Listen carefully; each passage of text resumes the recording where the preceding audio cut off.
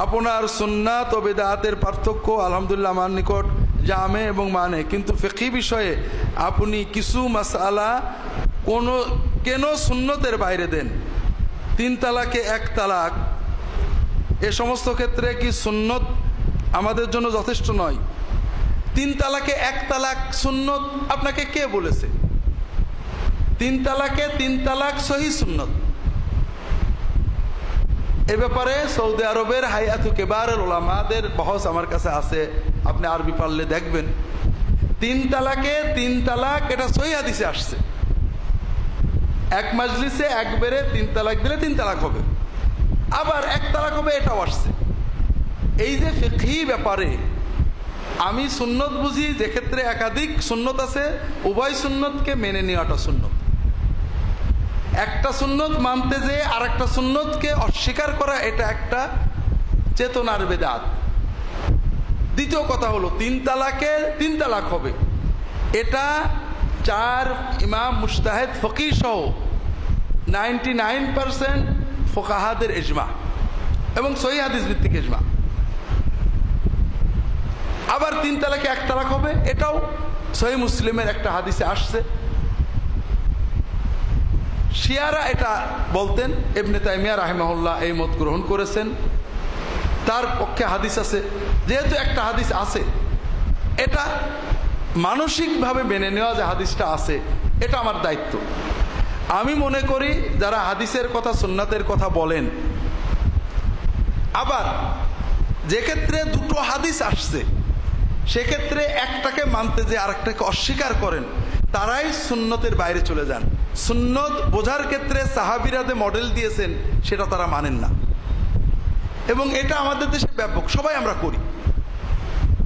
ঈদের তাকবীরের ক্ষেত্রে, তারাবির ক্ষেত্রে, রাফুল ইয়াদাইনের ক্ষেত্রে, কি বলে আমাদের যেটা বললাম তালাকের মাসলার ক্ষেত্রে সহ, আমাদের বর্তমান ফিকহি ঝগড়াটা এই বেদাতের উপরে প্রতিষ্ঠিত। সেটা হলো আমি নানান অজুহাত দিয়ে একটা সহিহ হাদিসকে ইনকার করছি। আমি চট্টগ্রামে গেছি, এক ভাই প্রশ্ন করছেন, আগেও বোধহয় বলছি আপনাদের, আবারও বলি যে স্যার ইসলাম 4টা হয় কি? ইসলাম তো একটা। তাহলে আপনি থিওরি বলছেন না প্র্যাকটিক্যাল বলছেন? প্র্যাকটিক্যাল তো আমরা 4, 5, 6 রকম পাই। রাসূল আসলাম বিভিন্ন রকম করেছেন।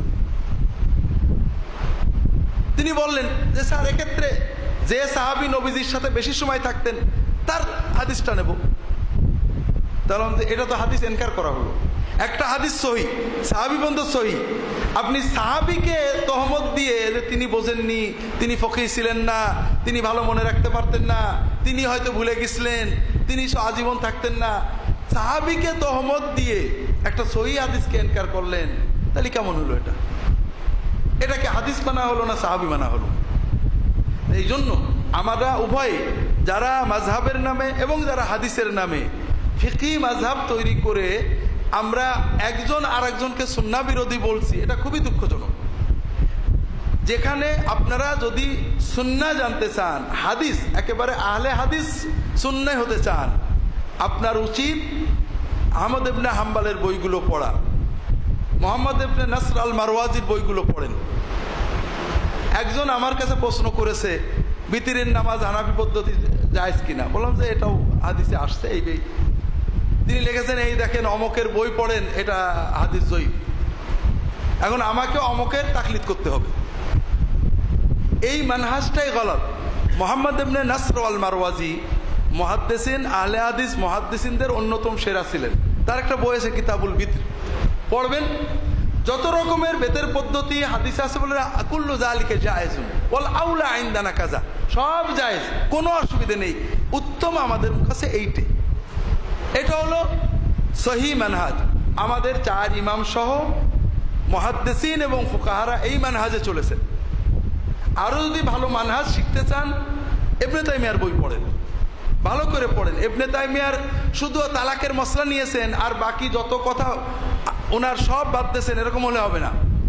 ইবনে তাইমিয়া এগুলো আলোচনা করেছেন বিস্তারিত, রফুল ইয়াদিন করা না করা, সূরা ফাতিহা পড়া না পড়া, কি বলে জানাজার নামাজে সূরা ফাতিহা পড়া না পড়া, বেতের নামাজ 1 রাকাত বা 3 রাকাত পড়া, সব আলোচনা করে ঈদের তাকবীর। এবং এক্ষেত্রে রাজে মারজু আছে, বাতিল বলে নেই, প্রত্যেকটাই জায়েজ। এমনকি যেটা মূলত উত্তম সেটাও শরঈভাবেই অনুত্তম হতে পারে পরিবেশের কারণে। জোরে আমিন বলা আপনার ইয়াকিন এতেকাদ যে এটা আউলা বিল ইত্তেবা, কিন্তু যেখানে আপনি পড়ছেন কেউ জোরে আমিন বলেন, আপনি বললে তাশবিশ হবে।